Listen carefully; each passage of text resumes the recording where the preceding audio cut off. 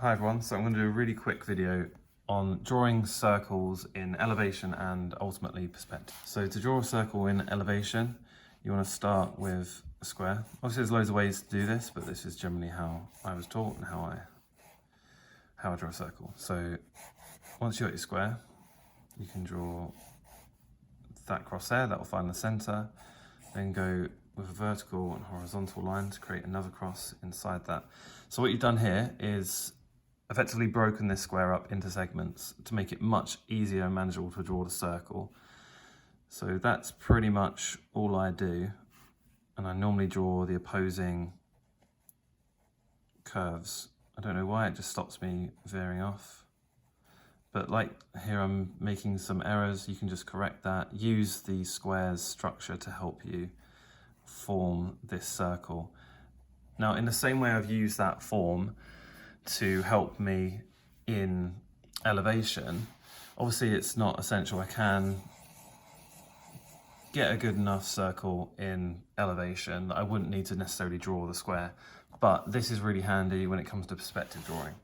So what I'll do now is draw a quick 2-point perspective. So I'll start with my horizon line. Again, I'm not going to go into too much detail in terms of 2-point perspective because I've got videos looking at that. This is about circles and circles in perspective. So we've got our 2 vanishing points here and a horizon line. Let's start with drawing a cuboid in the space. So that's my first front-facing vertical edge. And I'm gonna now draw my square in perspective. So that's my square face here. Again, the same method that we used over here. You're basically recreating this shape using the rules we know in perspective. Okay, so you've broken it up into sections and you can use that to draw your circle in a much more manageable way. Now, I'll go over another few tips that you can just kind of keep in check. Now, there are more complex ways to come up with the geometry here, but I found it too time consuming. So this is how I draw my circles in perspective.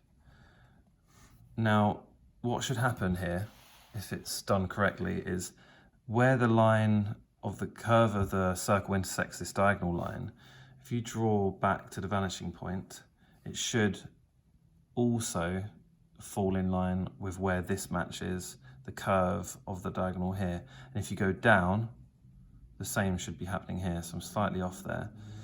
Now, what you can do, so again, I'm just doing that here. There you go, we're pretty good. So you should be able to find another square within that face.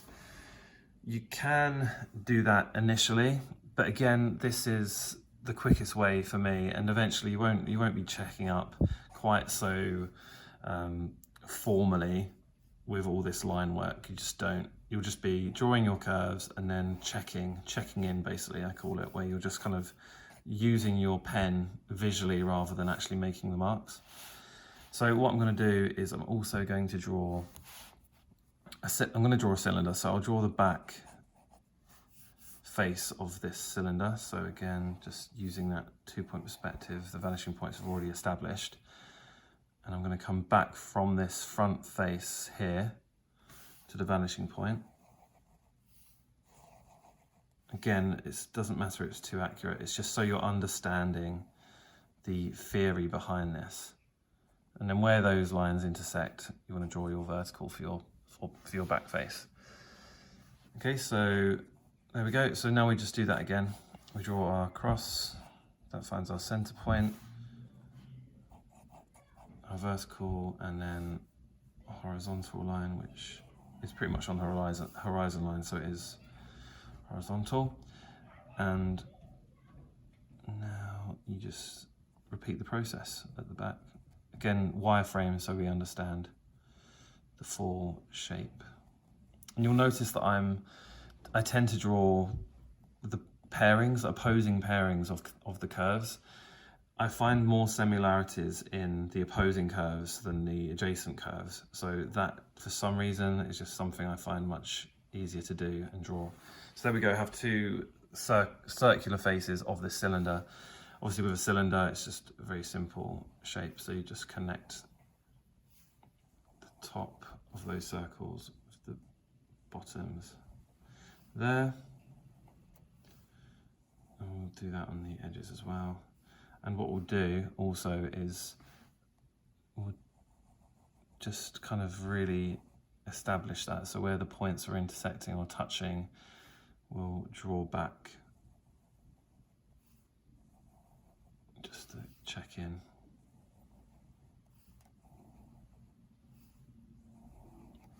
So that's our cylinder. Now we can do lots of things in terms of rendering to make this look more three-dimensional, but again, this is about the theory behind it. So I'm also going to draw, let's draw it down low actually, because it's getting a bit crowded over there. So let's draw another circle, this time going a different way. So what I'm trying to establish here, much like we drew the square to start with, in perspective, you want to draw that square.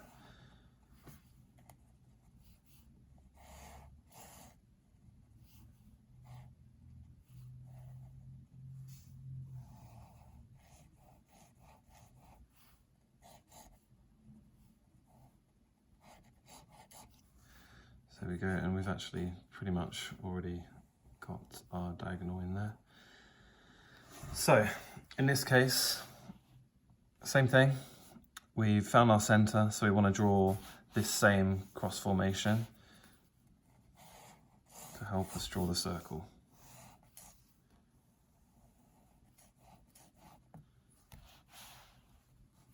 Okay, so now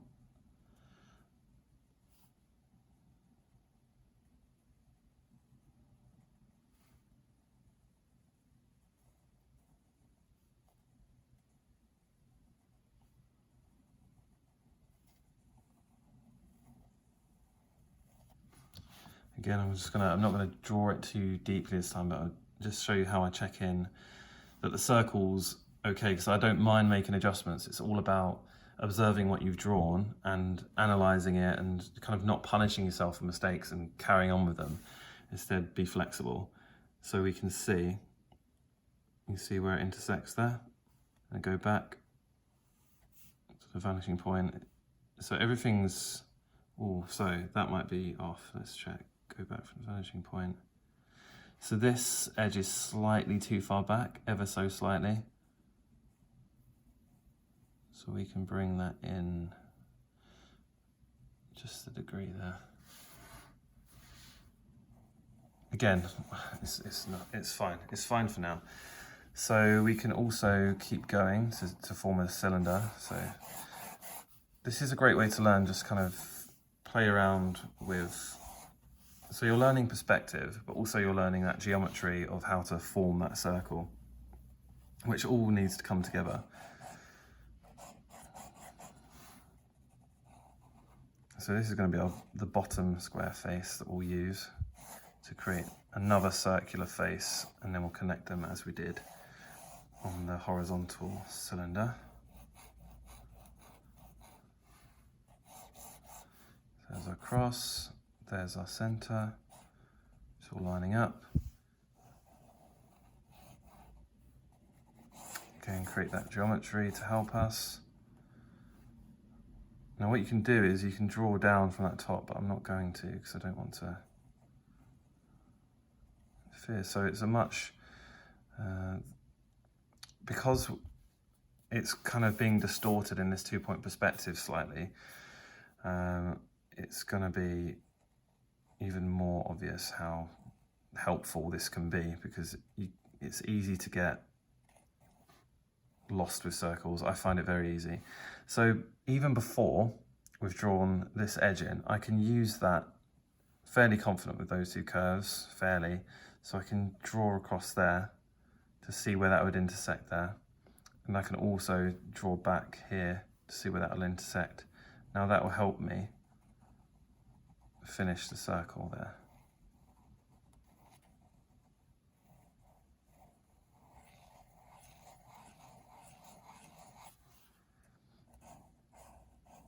And we can complete that cylinder again like we did the last one there. This time we can put in some tone. So for my light sources, let's say over here, then the shadow of this shape is going to be over on this side here. So with cylinders especially, because you don't have those kind of planar edges helping you form the shape, tone is really important with defining a shape. So I'm just going to put that in. Obviously gradually getting darker the further away from the source of light. Yeah, so I think that's a good start, and I think you can definitely just keep playing with this.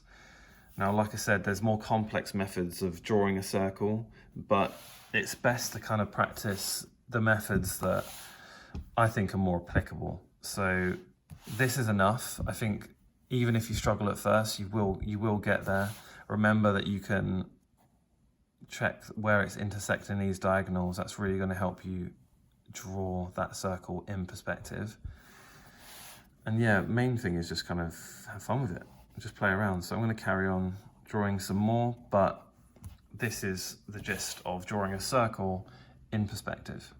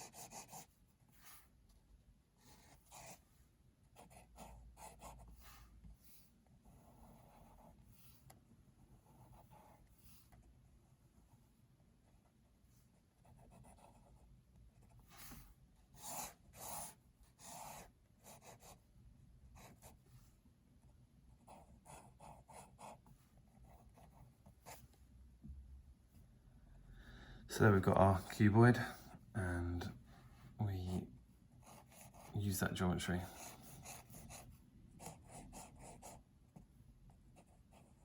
See those centers line up? That's what we want. That's a good sign.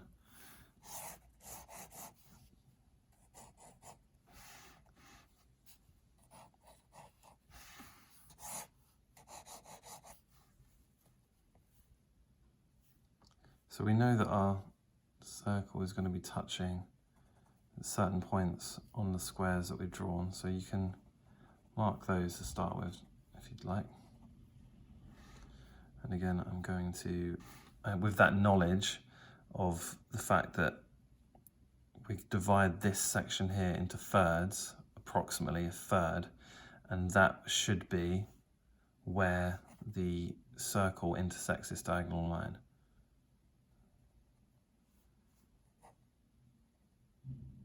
It can be hard to just eyeball that when it's in perspective, because obviously you've got that diminishment in size, which is obviously at the core of perspective. So just beware that that's really a guide. See the opposing edges.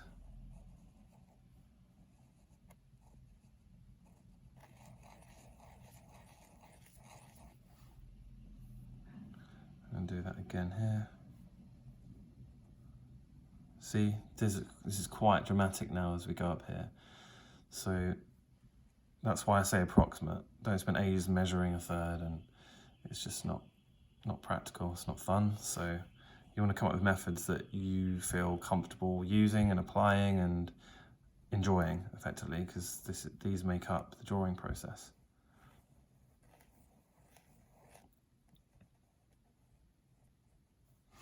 So you'll also notice that especially with these horizontal discs that we're drawing here, the closer to the horizon line, the more ellipse they are, so the shallower the angle is, whereas the higher we go, they look more like a circle in elevation.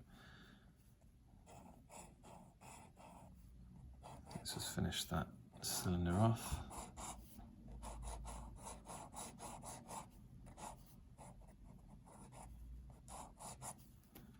Again, let's have our same light source.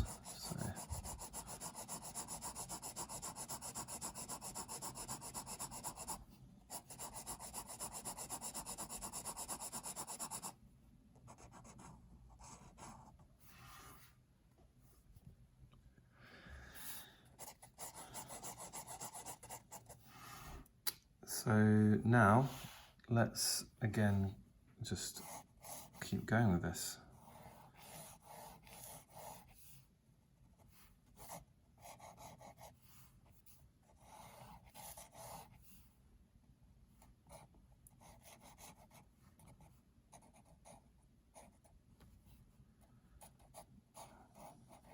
I'm just going to go through that shape. So I'm drawing my cube.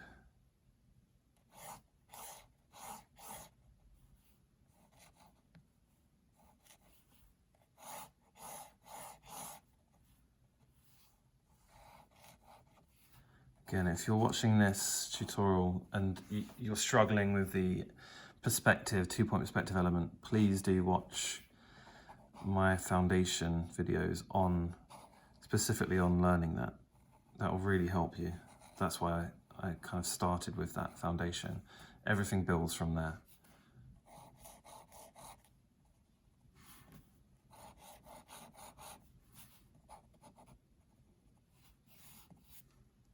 Okay, so we're starting to do this again. You'll notice that I don't always automatically draw all the way back to the vanishing point. And that's because I know that I basically use the existing lines that I've already drawn as a guide. So I know that if that's in the center of this square, then the line leading back will run in the middle of this tapering shape here. So I'll use that a lot, and I'll do more videos on that because that's a huge part of how, when you have a subject and you're drawing something and the vanishing points aren't on the page, that's a method that can really help you. But a little bit too much to cover for this video. If in doubt, draw all the way back. Okay, so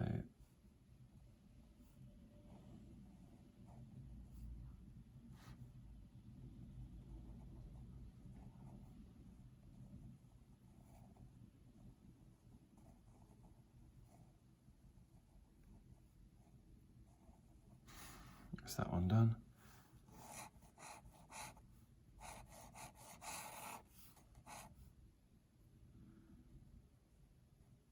And I'm looking at the one above now to help me as well, because I know that they're going to be running in line.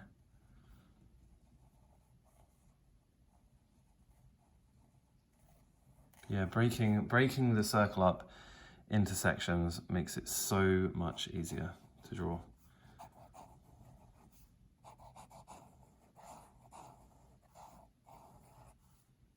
And connect those two shapes up. Now, this is another thing.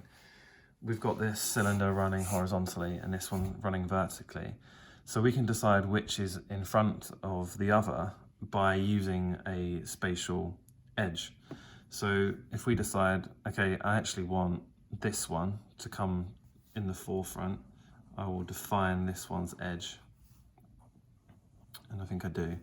So I'm going to go ahead and do that. I might grab a thicker pen just to make that a little less. Okay, that's actually run out of ink.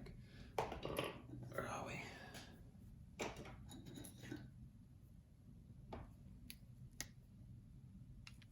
Okay, scrap that.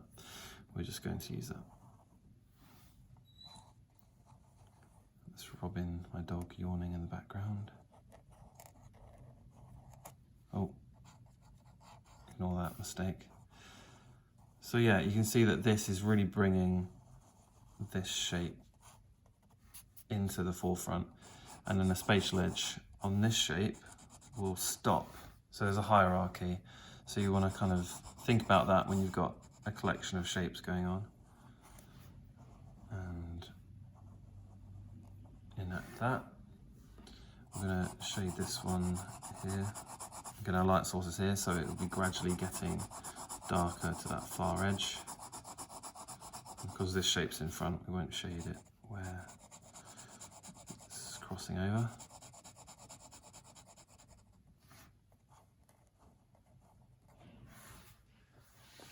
And the light source is there, so actually this top edge would be darker.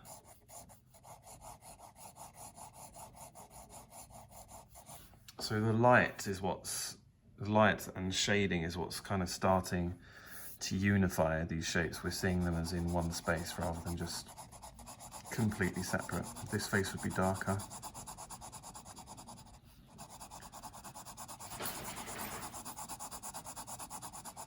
Everyone's ready for a walk. Okay, so have fun, keep building that up. I need to go because Robin needs a walk, but that is, I think, plenty to be getting on with to start playing around with these cylinders and how to draw circles in elevation. Master that first, and then you want to be applying that to your perspective skills. Hope that helps and have fun. Yeah, circles in perspective.